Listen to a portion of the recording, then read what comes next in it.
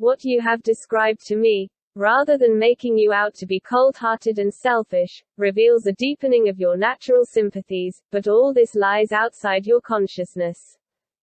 People who think of themselves as kind-hearted and sympathetic are truly neither. That you no longer are consciously aware of these emotions only shows how deeply entrenched they have become. There are many people who spend all their time giving aid to the needy and joining movements for the betterment of society. To be sure, this ought not to be discounted. But their root anxiety, growing out of their false view of themselves and the universe, goes unrelieved, gnawing at their hearts and robbing them of a rich, joyous life. Those who sponsor and engage in such social betterment activities look upon themselves, consciously or unconsciously, as morally superior and so never bother to purge their minds of greed, anger, and delusive thinking. But the time comes when, having grown exhausted from all their restless activity, they can no longer conceal from themselves their basic anxieties about life and death. Then they seriously begin to question why life hasn't more meaning and zest. Now for the first time they wonder whether instead of trying to save others they ought not to save themselves first. I assure you that you have not made a mistake in deciding to tread this path, and one day it will become clear to you. It is not selfishness to forget about saving others and to concentrate only on developing your own spiritual strength, though it may seem to be. The solemn truth is that you can't begin to save anybody until you yourself have become whole through the experience of self-realization. When you have seen into the nature of your true self and the universe, your words will carry conviction and people will listen to you. Student. But I become tired and discouraged so easily. The way is terribly long and hard. Roshi. The Buddha's way calls for energetic devotion and perseverance. When you stop to consider, however, that philosophers have been struggling for 2,000 or 3,000 years to resolve the problem of human existence, without success, but that through asking, "Who am I?" you can succeed where they have failed, have you cause to be discouraged? What activity or work in life is more urgent or compelling than this? By comparison, everything else fades into insignificance. Student. I feel that way too. That's why I came to Japan to train in Zen. Roshi. You are different from most here. They come for session because they hear Zen is remarkable and they want to grab it as quickly as they can and go about their business. Therefore, they strain themselves. They attack Zazen with the fury of a sudden storm where the rain comes down in torrents and is swiftly carried away. But you, having made tremendous sacrifices for the sake of entering upon the way of the Buddha, need not torture yourself. Your practice ought to be like rain gently dropping from the sky and seeping deep into the earth. With this state of mind you can sit patiently for 4 or 5 years, or even more, until you realize truth in its fullness. Student. Is it because philosophers ask, why? And how? That they have been unable to resolve the problem of human existence? Roshi. Their investigations take them away from themselves into the realm of diversity. This is how philosophers and scientists work. Whereas the question, "Who am I?" precipitates you into an awareness of your fundamental solidarity with the universe. Student. I am ready to do whatever you say. Roshi.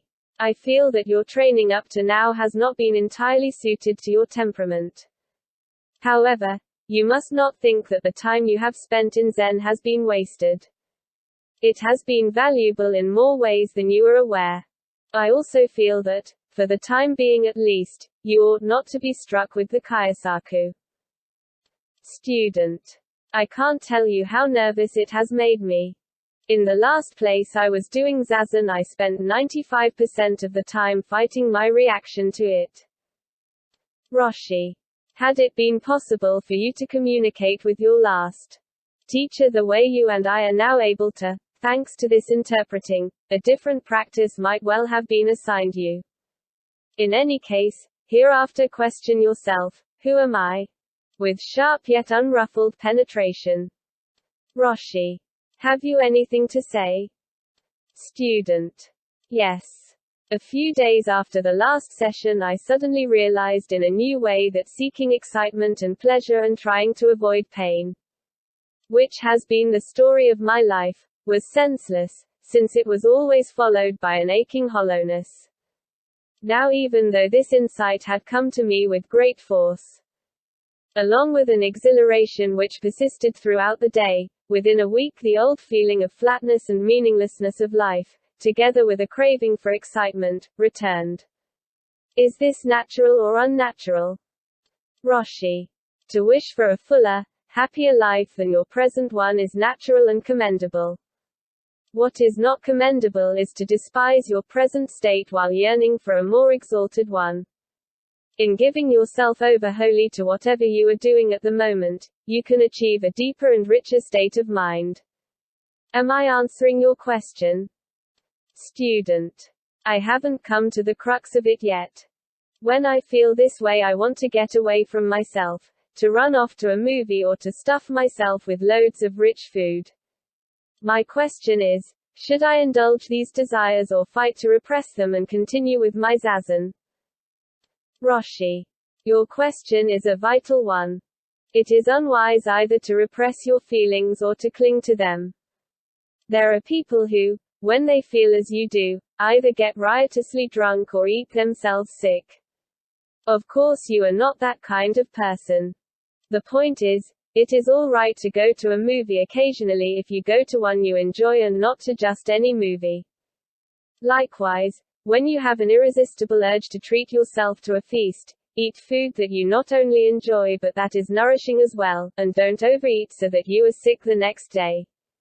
If you exercise moderation and judgment, you won't feel remorseful afterwards, reproaching yourself for having foolishly wasted valuable time which you could have utilized more profitably in zazen. You will be taken out of your doldrums and given a lift, and will be able to resume your practice with greater zest. But if you have feelings of self-disgust, they will give rise to a host of thoughts which will interfere with your practice. As your zazen deepens, however, all this will cease to be a problem to you. Student. If I understood you correctly, at one time you told me to keep my mind in my palm, another time to focus it in the region below the navel, and again, when I become sleepy, to place it between my eyes. I am confused. I don't even know what my mind is, so how can I put it in any of these places? Roshi. When I told you to put your mind in the palm of your hand, what I meant was to focus your attention at that point. You must not constantly change the focal point of your concentration. Both Dogen and Hakuin recommend focusing the mind in the palm of the hand. If you want to increase the intensity of your zazen, you can do so by directing your attention to your tanden. A good way to overcome sleepiness is to concentrate your attention between your eyes. Student. But what is mind, anyway? I mean, I know what it is theoretically, because I have read many of the sutras and other books on Buddhism. But can I really find out what mind is by asking, who am I? Quote. Roshi. A theoretical understanding of mind is not enough to resolve the question, who am I? And through it the problem of birth and death. Such understanding is merely a portrait of reality, not reality itself. If you persistently question yourself, who am I? With devotion and zeal, that is to say, moved by a genuine desire for self-knowledge, you are bound to realize the nature of mind. Now, mind is more than your body and more than what is ordinarily called mind.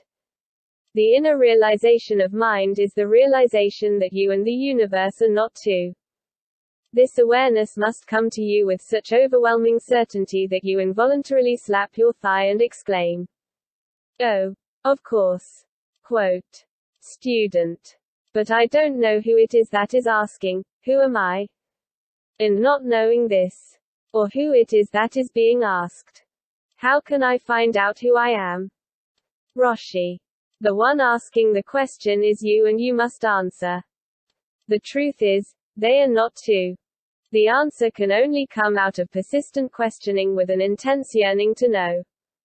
Up to the present you have been wandering aimlessly, uncertain of your destination, but now that you have been given a map and have your bearings, don't stop to admire the sights.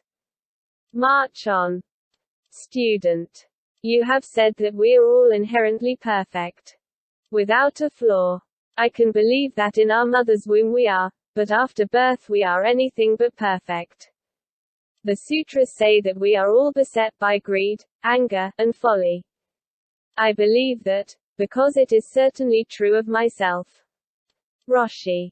A blind person, even while blind, is fundamentally whole and perfect.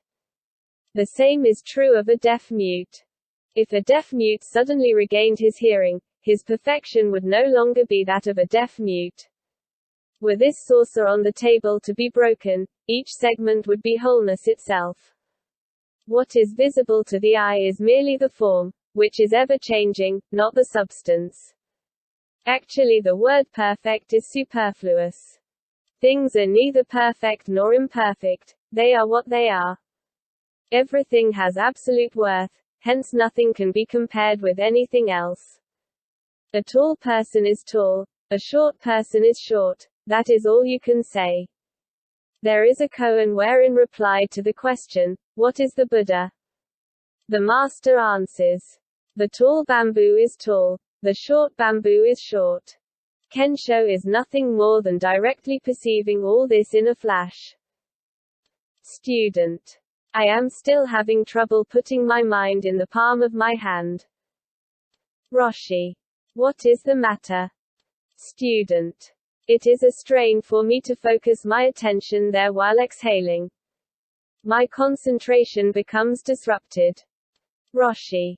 You must not strain yourself. Instead of trying to put your mind somewhere, simply concentrate on the question, who am I? Quote. Student. When I prostrate myself before you or before the image of the Buddha, or when I am chanting the sutras or walking, I have no inclination to ask myself, who am I? Is it all right not to at these times? Roshi. You must ask the question at all times. While walking you must question, who is walking? When prostrating yourself you must question, who is prostrating? Quote.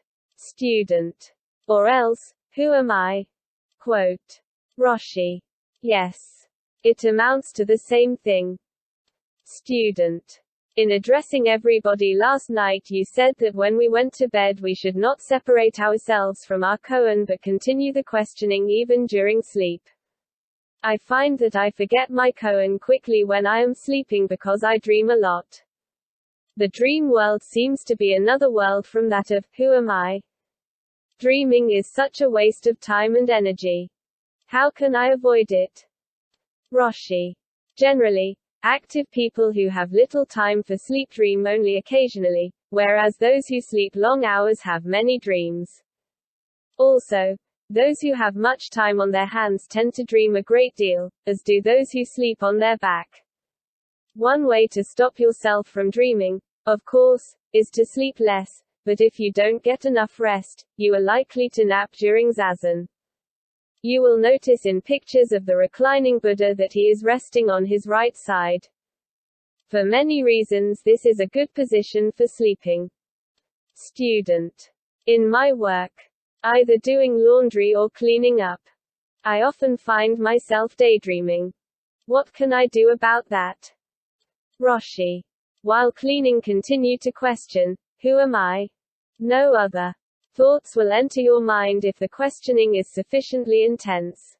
It is only because you separate yourself from your koan that daydreams occur. Roshi. Is there anything you wish to say or ask? Student. From 5 this morning up to now p.m. I have been steadily asking myself, who am I? Sometimes the question has absorbed me, but most of the time I have been just plain bored. Why do I get bored? Roshi.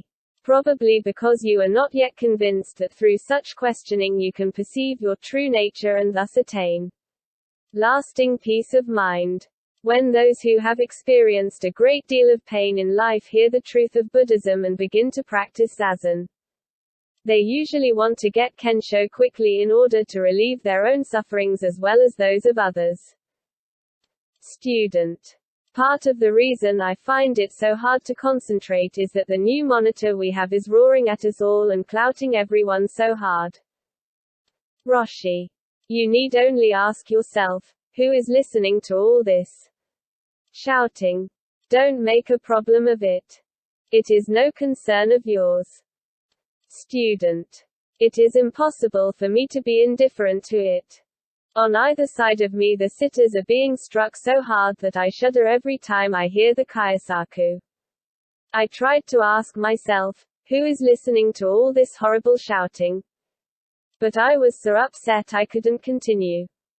Roshi.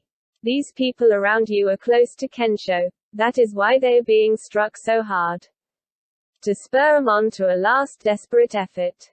If you don't want to be hit because it interferes with your Zazen, I can have a "Do Not Strike" sign placed over you. Student. Yesterday when Mr. K struck me it was helpful, as he knows how and when to strike, but this man hits without rhyme or reason and his shouting is so frightening it makes me sick in my stomach. Roshi. Of course some of the wielders of the Kaisaku are more capable than others. Mr. K, having had long experience, is quite accomplished. Do you wish a sign placed over you? Student. The funny thing is that half of me wants to be hit. Because I think I'll get Kensho quicker that way, and half of me dreads it. If Mr. K returns, I would like him to strike me occasionally. Roshi. We can have a sign put over your place, and when you wish to be struck you can signal with your hands raised over your head, palms together. But don't concern yourself with what happens around you, only concentrate on your own problems. From now on you can reduce, "Who am I?" to "Who?" since the whole question has sunk into your subconscious. Roshi sharply. Who are you? No answer. Who are you? Student pausing. I don't know. Roshi. Good. Do you know what you mean by, "I don't know"? Student. No. I don't. Roshi. You are you. You are only you. That is all. Student. What did you mean by "good"? When I answered, "I don't know." Roshi. In the profoundest sense, we can know nothing. Student. Yesterday when you told me you were going to ask me who I am, I concluded that I must have some answer prepared, so I thought of various responses, but just now when you asked, "Who are you?" I couldn't think of a single thing. Roshi. Excellent. It shows your mind is emptied of all ideas. Now you can respond with your whole being, not with just your head. When I said I would ask you who you are, I didn't want you to reason out an answer but only to penetrate deeper and deeper into yourself with, "Who am I?" When you come to the sudden inner realization of your true nature, you will be able to respond instantly without reflection. What is this suddenly striking tatami mat with baton? No answer. Probe further. Your mind is almost ripe. Student. I have been asking and asking, "Who am I?" until I feel there is just no answer to this question. Roshi. You won't find an entity called I. Quote. Student heatedly. Then why am I asking the question? Roshi. Because in your present state you can't help yourself. The ordinary person is forever asking, why? Or, what? Or, who? There are many koans in which monks ask, what is Buddha? Or, why did Bodhidharma come from India to China? The aim of the master's response is to break open the monk's deluded mind so that he can realize his question is an abstraction. Student. I have been reading the English translation of the Bossuet letters during your morning lecture, as you suggested I do.